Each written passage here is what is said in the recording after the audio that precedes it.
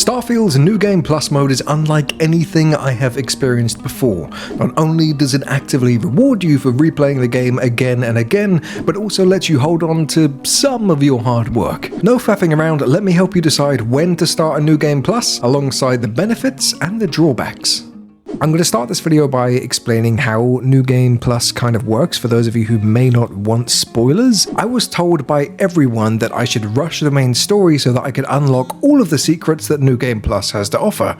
Having done that, I would actually discourage you from doing so. There are some benefits, and we're going to talk about those in a minute after the spoiler warning, but nothing that would make me want to rush the incredible experience of playing Starfield for the first time. I would recommend that you take your time, not only with the main quest, but give yourself an opportunity to experience all of the factions, build relationships with companions, explore the galaxy and see everything that this game has to offer, and really make the most of it before going into New Game Plus. But just don't get too attached to your items, ships, credits, and outposts, because you will lose them all when transitioning into a New Game Plus. Also, for my fellow achievement hunters, there is an achievement you get after visiting every single system. This is going to be reset when you start a New Game Plus, so if you want to go for that, I suggest doing so before you end up losing your progress on every single system. You will, however, get to keep all of your unlocked perks, your level and experience, your Starborn powers, personal traits, and the Frontier ship, although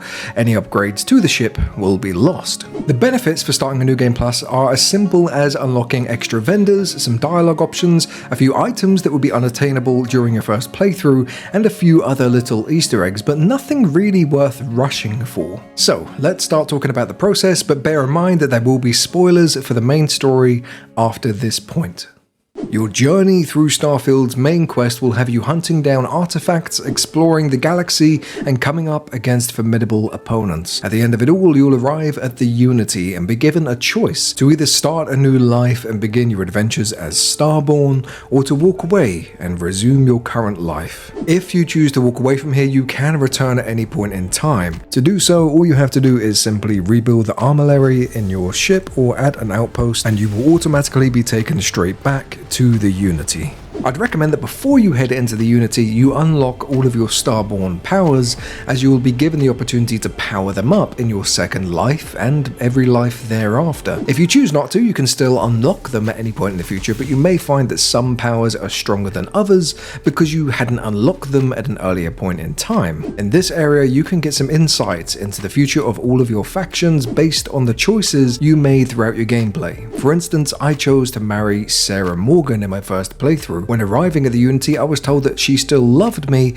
and would eventually follow my path and become a Starborn herself, which may be a little bit awkward because I seem to have hooked up with a new companion in my latest gameplay. I find it really fascinating that in typical Bethesda fashion, they've added all of these layers of lore onto your playthrough. When you are ready to become Starborn, head into the giant sparkly ball, enjoy this incredibly beautiful cutscene, and pretend that you actually watch the credits, and then it's time to begin your new life. As your eyes open in an unfamiliar alternate universe, you'll find yourself aboard a Starborn ship. This one is entirely yours. Take a look around and enjoy the experience of being Starborn for the first time, and then take a moment to admire your brand new spacesuit, the Astra. The spacesuit itself comes with a built-in boost pack, helmet, and armor. It has some incredible stats that will serve you well in your new life until probably the end game, and some additional enhancements. If you're not keen on these, by the way, you can re-roll them by simply loading up a save before entering the Unity. Go through that process again, and you'll be given some different modifications to your suit when you end up here. It's worth noting that even though this spacesuit is classed as clothing,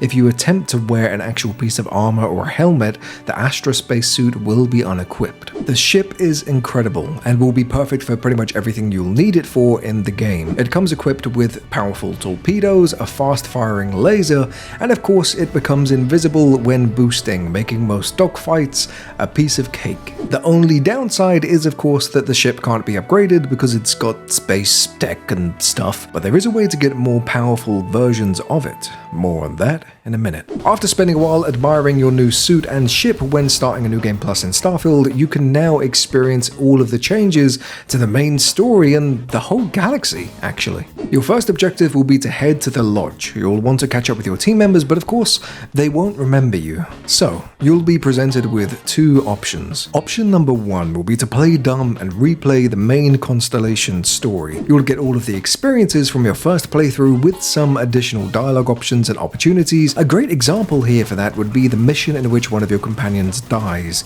Now that you're Starborn and you're aware of how the whole thing is going to play out, you can actually save both companions and enjoy your playthrough without having to attend a funeral. The second option is to explain who you are, how you became Starborn, and that you know how this whole thing is going to turn out, skipping the main quest entirely and giving you an opportunity to quickly grab the artifacts and go about your business, or perhaps even just start another New Game Plus with more benefits. Just bear in mind, if you intend on sticking with this playthrough, if you choose to skip the main story, you will lose some bonding opportunities with your companions and potentially miss out on some rare weapons and armor along the way. But at least you've got the opportunity to hit the subscribe button and catch up on loot and stuff.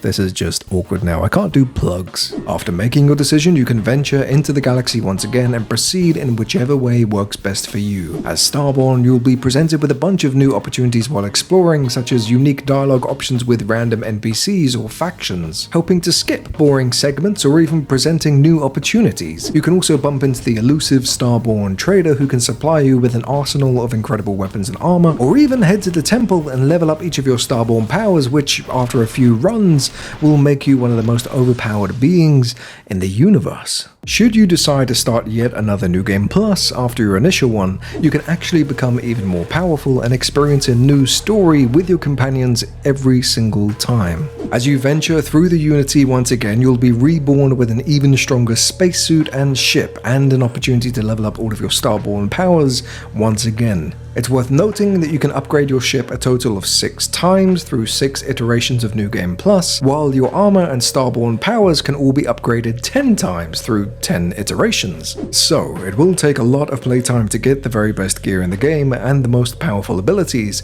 but at least then you can finally rest and watch the sun rise on a grateful universe. If you'd like to learn more about the different ships and armor, leave a comment down below and I'll make a video on how they all differ. One final change which I think adds so much replayability to Starfield is that each iteration of the New Game Plus will be very different from the last. Companions change roles, with some having died and others multiplying. There may be some entirely new members of Constellation, or perhaps an adversary waiting for you instead of your friends. There's so much to experience, and to this day people are still discovering various outcomes of the New Game Plus experience. I believe that all of this adds up to make Starfield one of the most unique games in history. I can only imagine how much this is going to be expanded upon when the DLC launches, and of course when the modding community gets full access. That's all for now, but the adventure doesn't have to stop here. If you'd like to learn about all of the tricks and secrets that Starfield doesn't teach you, such as getting double the loot when raiding and stealing ships, or even fast traveling from any location in the game, or heck, maybe you just want to unlock the Mantis outfit because it's one of the best in the game and you can get it moments after starting a playthrough, tap the card on screen now or check the link in the description. Thank you as always for watching today's video. Make sure you subscribed and I'll catch you in the next one.